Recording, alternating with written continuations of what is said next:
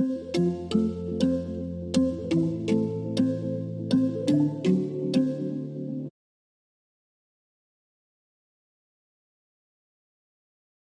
will try to give you some insights into the quantum computing use cases that we do. So, we are a large team, as you see here. We work in quantum machine learning, quantum error correction, quantum simulation, and we will slowly start post quantum cryptography as well. But beyond that, like quantum simulation is a very strong setting, as I did my PhD in quantum chemistry and condensed matter physics, right? So today I would be presenting to you about whatever I've done in the last 4 years as a quantum algorithm developer here. And I'll be presenting to you two different types of use cases. One is quantum chemistry, of course, but apart from that, the ubiquitous use case that we all see almost any given day is quantum optimization. So I'll try to talk to you more about quantum optimization and also about quantum simulation, right? So in quantum optimization, there were like three different problems that I worked, where one is optimization of a peak load at a charging station, and the other is optimization of the truck routes, and one more is optimal resource allocation, right? So all of these three are actually the hard pressing problems for the industry in the region of at least Stuttgart and in Germany.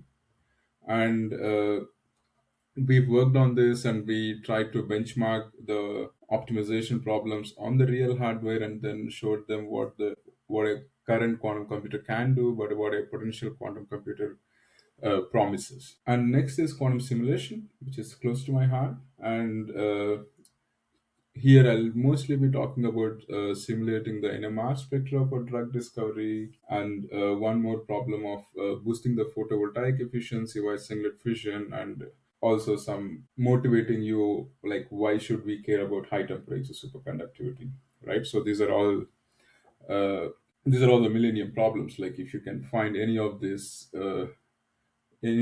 two, you've kind of already solved the current energy crisis that we have across the world. So first, let's focus on quantum optimization. And before going into presentation, I tried to keep this almost as non-mathematical as possible. Maybe you'll see three equations across the presentation, and if something is not clear to you, you can always write in the chat, or maybe I don't know if you have the ability to speak for yourself, but please put it out. And then I try to address it as much as possible. And because the current uh, time is for you guys, that you can ask whatever is bothering you. It doesn't matter if it's a good question, bad question, all the same. Okay. And I hope Vardhan will convey it to me. So I would try to give you a brief overview of what I've done in terms of three different optimization use cases, but I'll dive deep into at least two different stuff. Okay, so there is this thing called optimization of a peak load of charging station, which basically means that at any given instant of time, I should have the power drawn from the current charging station to the electric cars has to be as minimum as possible. There should not be any peak power that is drawn, because once you have a lot of peak powers, your charging station lifespan gets degraded very faster, right? So here it's a very simple problem of what I'm trying to expect. Let's just say I have two different cars, and I have those cars have to charge at least these many units for each. And now the challenge is to place these charging units in a way such that the peak draw at any point, the power draw at any given instant of time has to be low, right? So if you look at these two possible solutions, where the green car is getting charged in the time intervals that is supposed to be getting charged, whereas orange has a different time interval, right? So this particular solution is satisfying the criteria of charging in its own time interval that is given to it, right? But the ultimate solution we want is, we don't want this power uh, peaks. We want, so although this particular solution actually solves for the constraints are satisfied for this solution, but it is non-optimal because the objective function is not satisfied, right?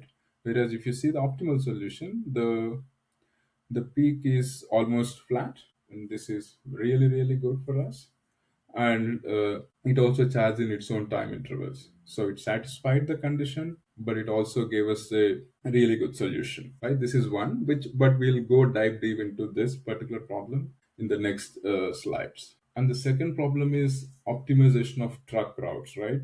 This is a universal problem. Any company that has trucks that delivers food across the country from to different cities, there is always this optimization problem, right? So there is this giant supermarket giant store in Germany. It's called Lidl and Kaufland. They are by Schwarz Foundation, where they were interested in, because it's a supermarket, they need to get groceries from one different city to a different city, or from their warehouse to all different places, right? So if you see here, there are different cities here in Germany in itself. Now we need to find a route that goes to each and every city once, and also has minimum time and also minimum fuel efficiency, right? So that's the challenging optimization problem for us. See, this, although this is kind of satisfying the constraint, but it's not optimal because it doesn't give you the least time and the least fuel efficiency.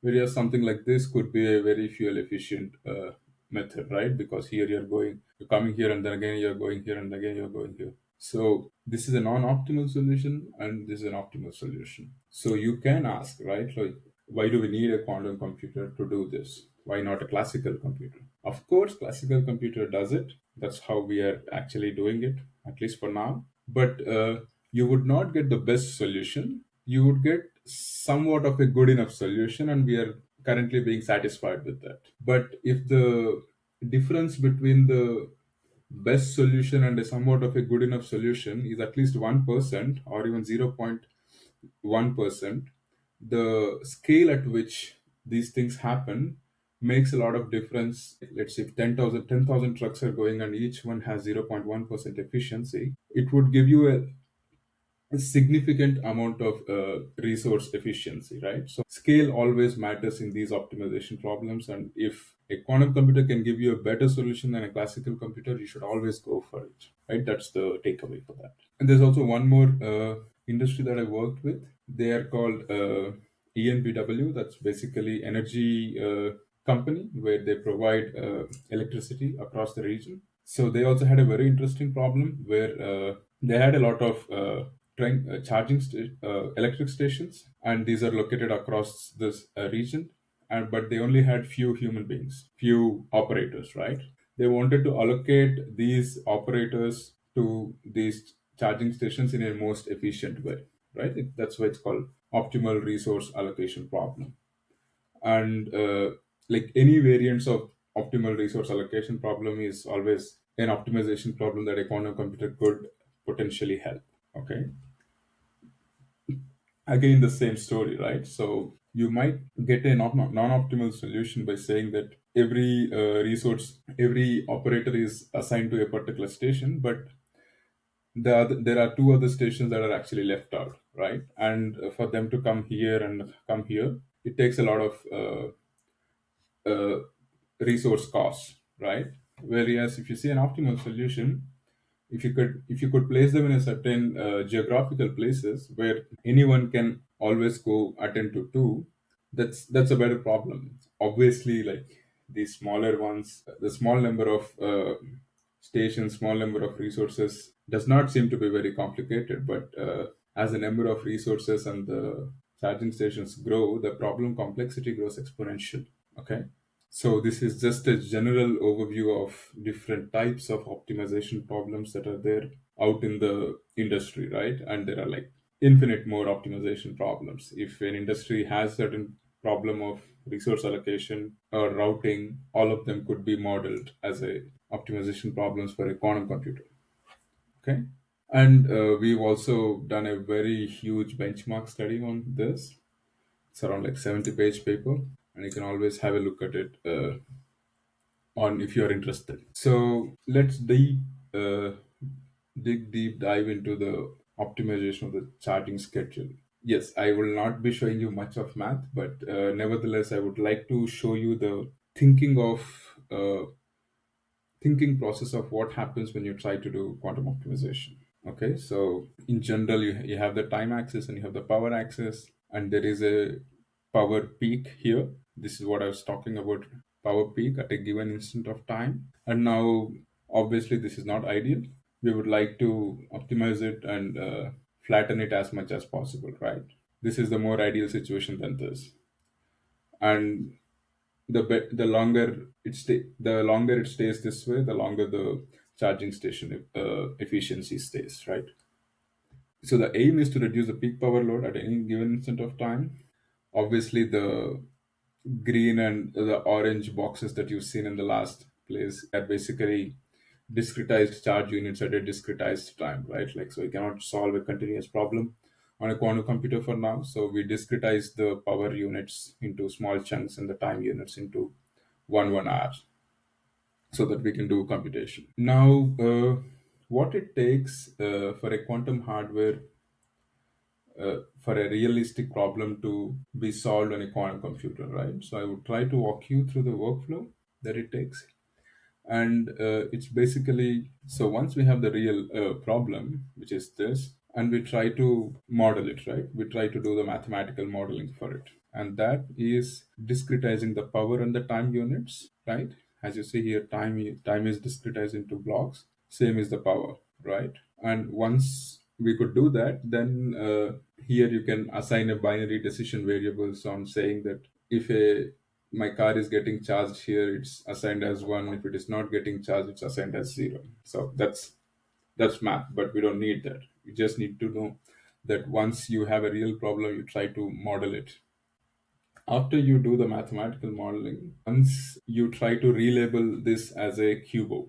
Cubo here basically stands for the quadratic unconstrained binary optimization problem. So we would try to keep all the constraints into a particular shape, and this cubo is basically a matrix, cubo matrix, and the pattern in which that you see here, right, the cubo matrix pattern, all these blocks here are basically saying that these blocks are ones and the empty ones are basically zero. Okay, the denser this matrix is, if there are a lot of, if the entire matrix is full, the upper triangular matrix is full, then one can say that the problem is complex.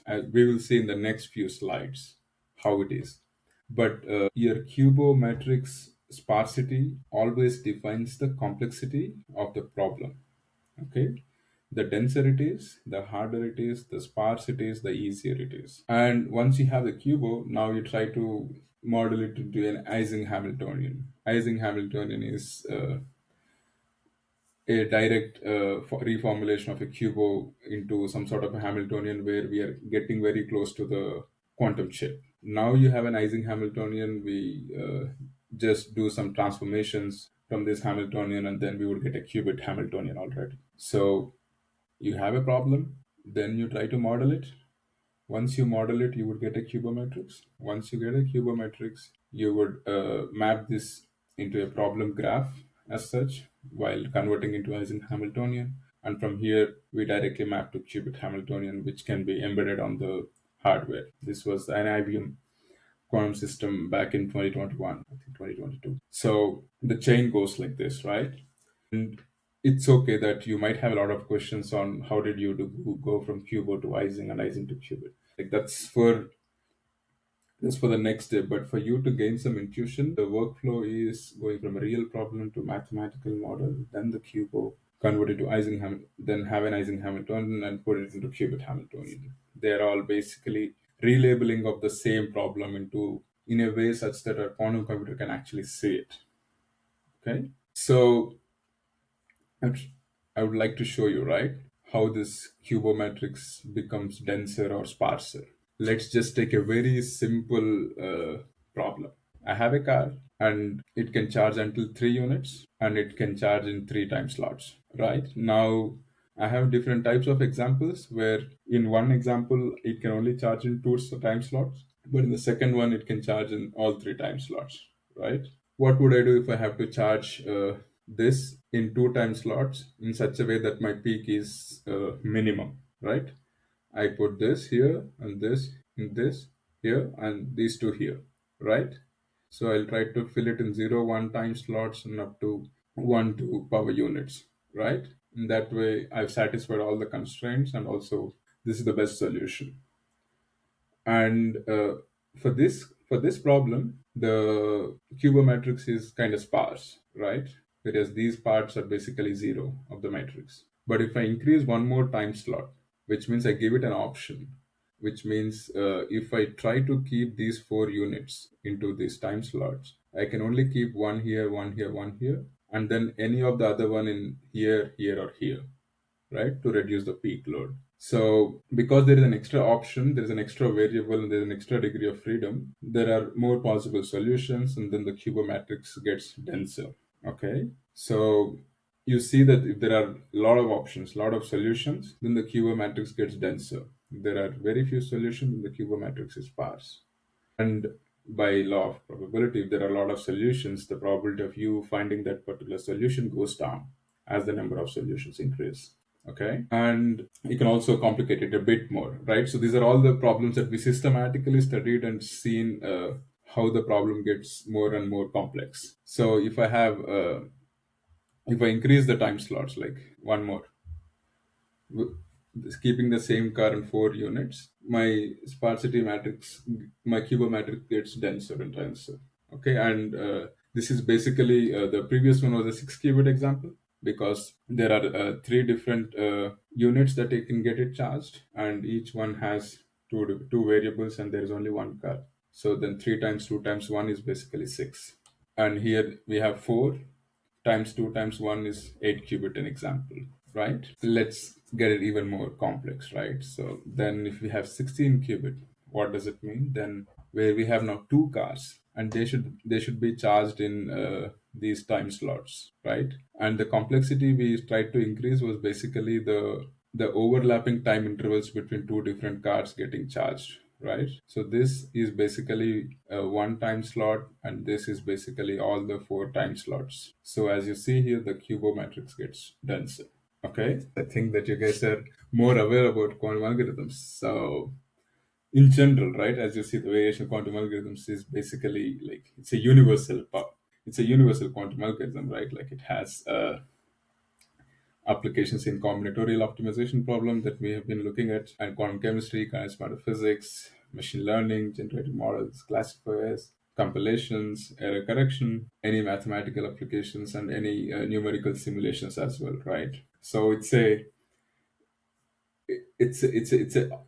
very universal algorithm, but because it is universal, it has its own limitations in terms of barren plateaus and other stuff that you guys I think are familiar with. Okay, then I thought just to give you a quick recap about what variation quantum algorithm in itself is. So I would just try to use the same animation that I used earlier in the previous slides, in the previous lectures. So in general, you have a quantum computer. You map your problem onto the quantum circuit. Then you have a classical computer here.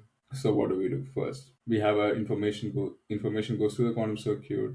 We measure it. We evaluate the cost function. We optimize the parameter. We send the new parameters. Then again, this process keeps continuing, right? Until and unless we get a really good ground state solution for our problem. So I hope the variation quantum algorithm in itself is quite intuitive and it's clear. So you wait until it converges, right? So that's the thing. Now, for these problems, what we try to do, right? Like we try to use different variations or different flavors of VQE and QAOA.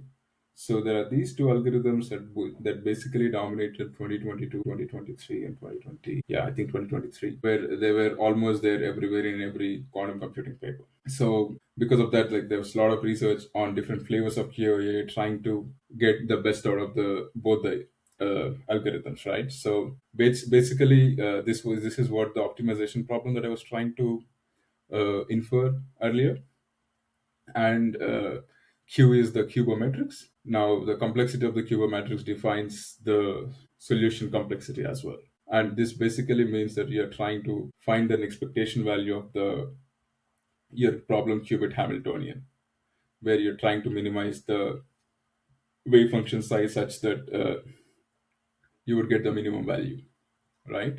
This is basically the VQE.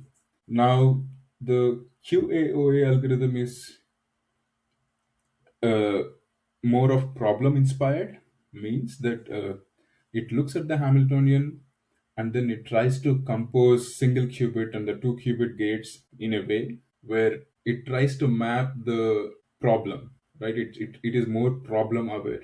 And one more interesting thing is that it only has two parameters, but because there are only two parameters, it is also very hard to optimize. It is also very hard, and because it has a lot of problem awareness baked into the circuit also gets extremely deep while you try to solve the problem.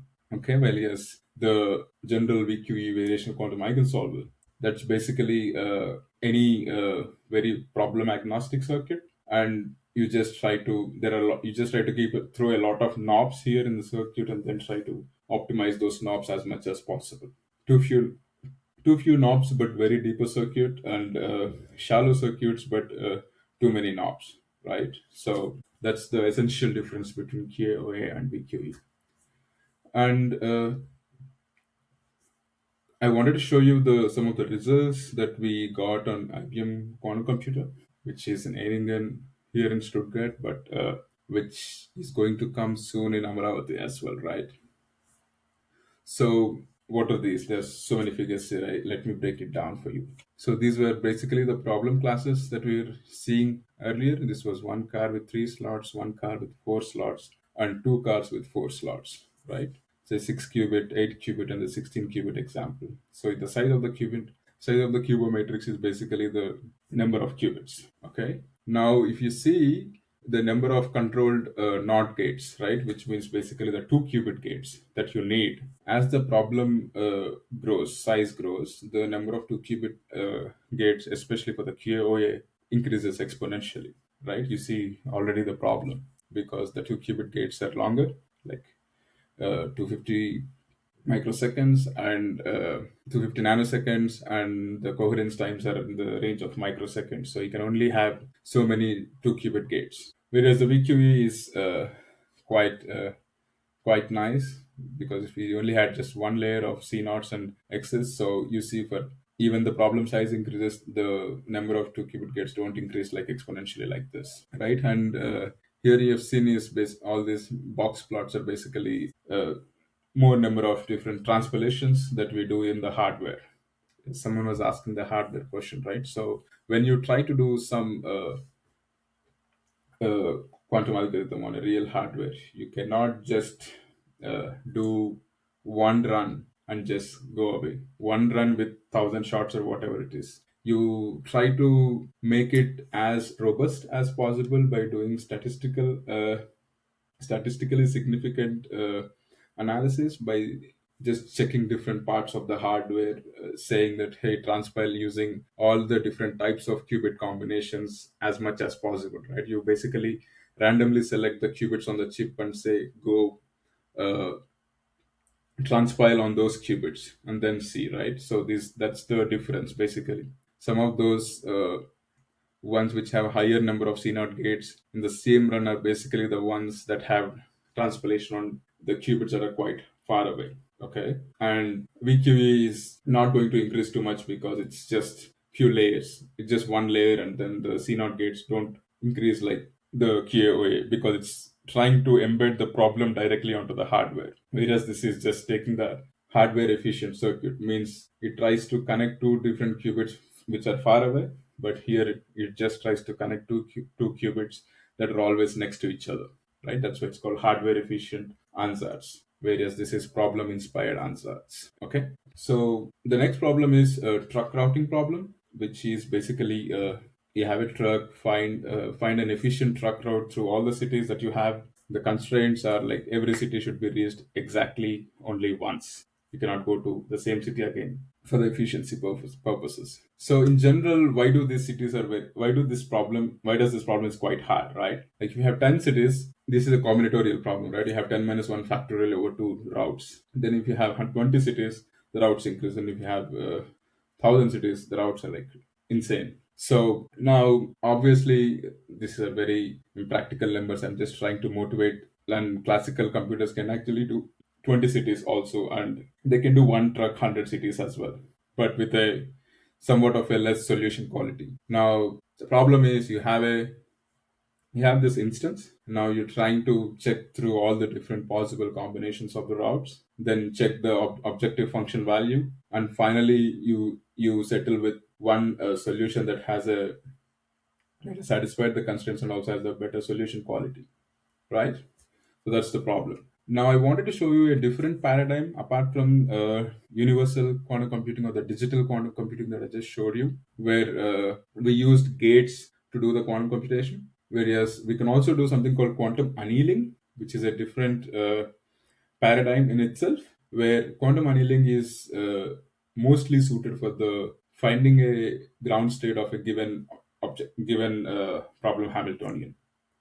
And it's like the FPGAs of the current classical computers, quantum annealers are mostly suited for only optimization problems. You cannot crack a quantum cryptography problem using quantum annealers. You can only solve an optimization problem. So this is basically a image of problem that got embedded in, I think it's a one truck 8 city problem that got embedded onto the D-Wave hardware. So all those blue dots that you see here, they're basically the qubits, and the wires that you see are the qubits connectivities between them. Okay. And when you do a lot of statistical analysis and stuff like that, like you would end up with there are different hyperparameters called penalties in the chain strengths for when you're trying to solve the quantum annealers. And once you get as a function of them also, you should be able to get a solutions.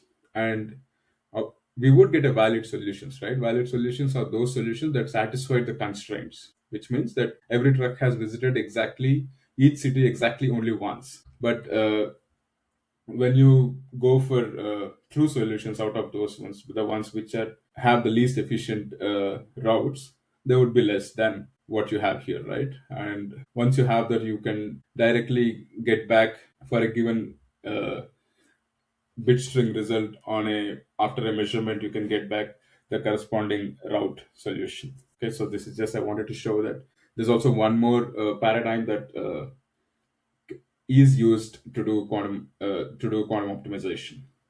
Okay, and what is quantum annealing, right? So it basically goes it's a very age old technique from 1960s probably.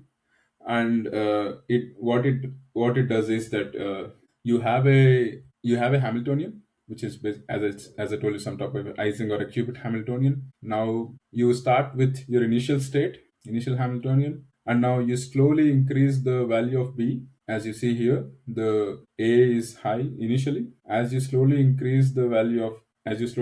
evolve, the A should go down and the B should be the final. B should be in the final state where this is our problem Hamiltonian. Okay, so this is basically initialization, and we should be after this annealing process. If you do it well enough and slow enough, if you are in the initially you're in the ground state of this particular Hamiltonian, finally you will be in the ground state of your problem Hamiltonian. So J edges and H's are basically the cubomatrix elements. So when you have a lot of solutions for your given optimization problem, there, if you try to imagine how they would be, the energies are, would be somewhat like this, right? This is the best solution that I have, and this is the next best solution, and the next best, and the next best. Okay, which means the lowest in the energy is always the best solution, right? So initially, when I'm here, I would start around here, and as I do it as slowly as possible, as I evolve the quantum system as slowly as possible, and hopefully we would still remain in the ground state, but this is the ground state of a problem Hamiltonian. Okay, and how do you go? So when you have this Hamiltonian, the energy landscape looks somewhat like this. Okay, and as you start evolving, as you do the annealing process, your landscape keeps changing, and you make sure that your system is in the lowest ground state. Like if you do it slow enough, the adiabatic theorem says that your system will be in the lowest ground state.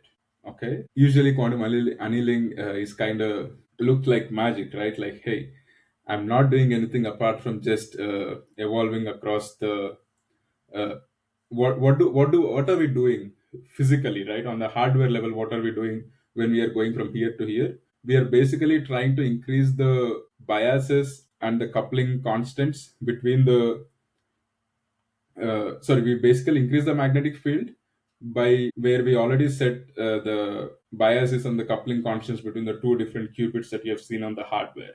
Okay, and the adiabatic theorem says that if you do this well enough, slow enough, then it is somewhat of a guarantee that you would be remaining in the ground state as well, finally. But the problem here is, as the problem complexity increases, as the size of the problem is increasing, the gap between the ground state and the first excited state decreases exponentially. Means that for a very hard problem, for a one truck 100 city problem, this would be extremely close, and we have to do quantum annealing extremely slow, that we might end up doing it forever, right? But there are some other techniques, some counter diabatic terms and all of that current day that a lot of algorithms are using.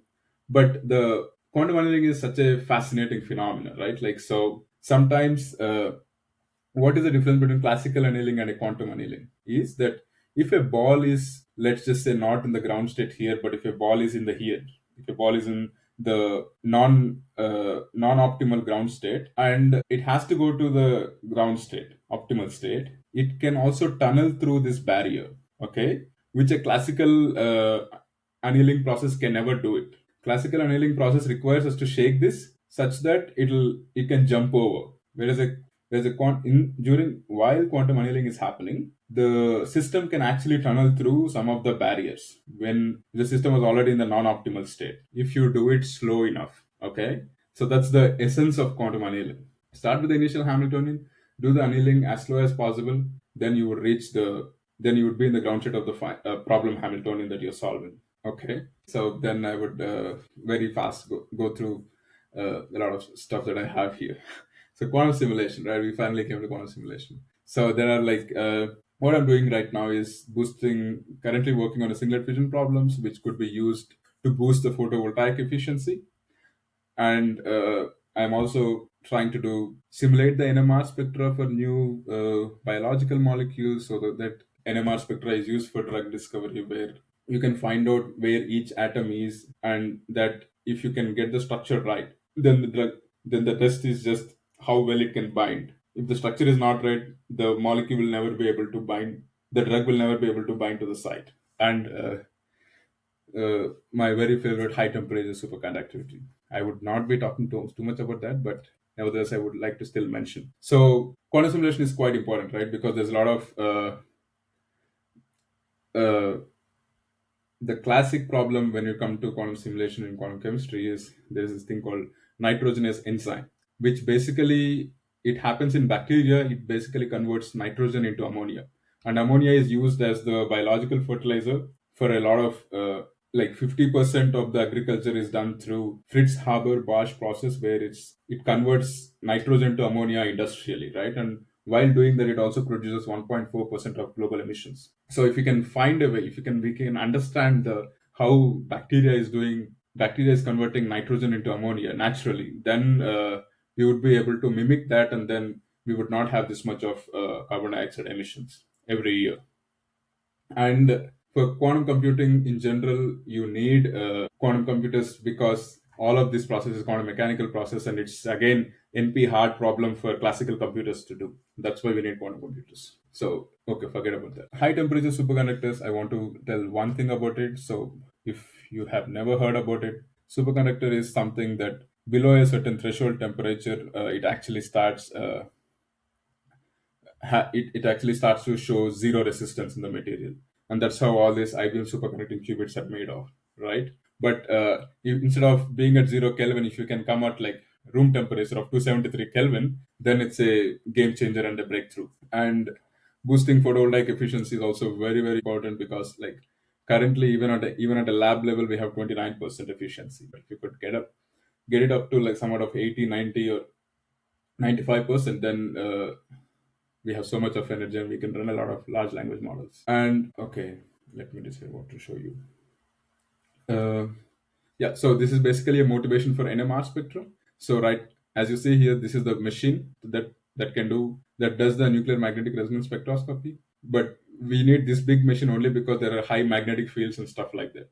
But if we can do it at a zero magnetic field, then we can do it on a tabletop, and then you can revolutionize the entire NMR spectroscopy applications, be it materials, drug discovery, and anything else. So what we do is whatever I've showed you until now is basically calculating the expectation value in the optimization. But here I have a Hamiltonian, but I want to simulate, right? I want to do e to the minus IHT on a given ground state, and then see what happens to the system. And that's what by doing that for molecules like this, I can do that using trotterization on the current devices. And simulation is actually one of the uh, top five things that you can do in the current NISC hardware that is actually reasonable and sensible. Okay, someone was asking what you can do. I think quantum trotterization and other methods are something that are already competing with the state of the art classical hardware. Okay, so you can do trotterization, just remember the name. So if you do trotterizations in general, if you get a very clear defined magnetization dynamics, you would get a really good spectra. If your magnetization dynamics is not that good, then the spectra is also not that good. So you need to do it for longer times, and also you need to do it with currently higher magnetic fields. But we need to come up with a way that even at a lower magnetic fields of 1 Tesla, the resolution is still there.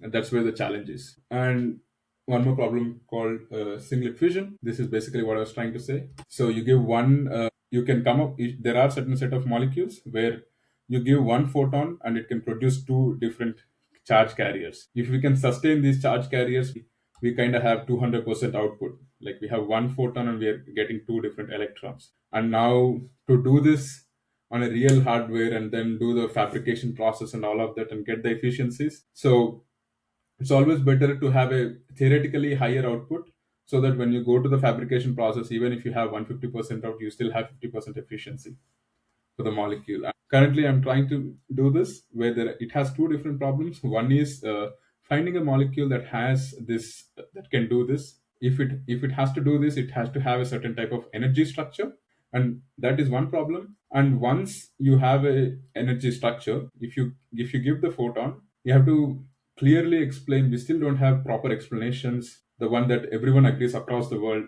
on how we can produce photon into two different charge carriers. So that's the basically essentially one. And VQE that you all know, there are a lot of shortcomings as well. For that reason, you can do something called sampling quantum diagonalization, which is basically you do sampling on the quantum computer and rest everything is on the classical computer, right? So until now we've seen calculating the expectation value, doing the simulation, and this is sampling. What does it mean? I have a circuit, I have the initial state, and I have a quantum circuit. I just need to do as many measurements as possible and then collect all those samples. And from those samples, I try to estimate the expectation value classically, right? So now we're trying to make quantum computer problem job as easy as possible. Okay. So we are, first of all, in the VQA itself, we are already giving an optimization problem of parameters to the classical computer. And we used to measure at least the expectation value. But here we are not even measuring the expectation value. We are just measuring the bit strings. We're just doing the sampling. Okay. And that's why the name called sampling quantum diagonalization. Currently, it is the state of the art, but it has its own limitations. If your ground state, so all the samples that you have done here, right? All the samples that you have collected here, if your true ground state of the molecule is not in that subspace of the samples that you collected, then you'll never be able to reach the ground state. But it has to be in the subspace of the samples that you collected. Okay, that's the biggest caveat to that. But although this is currently the state of the art of what you can do on the current day NISC algorithms, which is actually pushing competing with the current day classical algorithms, this is much better than VQE in terms of accuracy of solving certain problems, but it has its own caveats as well. So takeaways are quantum simulation use case will be something that that would get benefited by quantum computing soon, or even now, or next few years. Definitely, because the problem simulation problem in itself naturally fits on the hardware, because it's quantum mechanics, and there are multiple real world problems that can be formulated in the quantum optimization, and you can do quantum optimization, but the search for those problems that current day NISC hardware can give some sort of a advantage towards the classical computers is still underway. Although there are some excellent results, but they are still not as mature as quantum simulation. That should be your key takeaway from this uh, lecture. Thank you. All the best, you guys.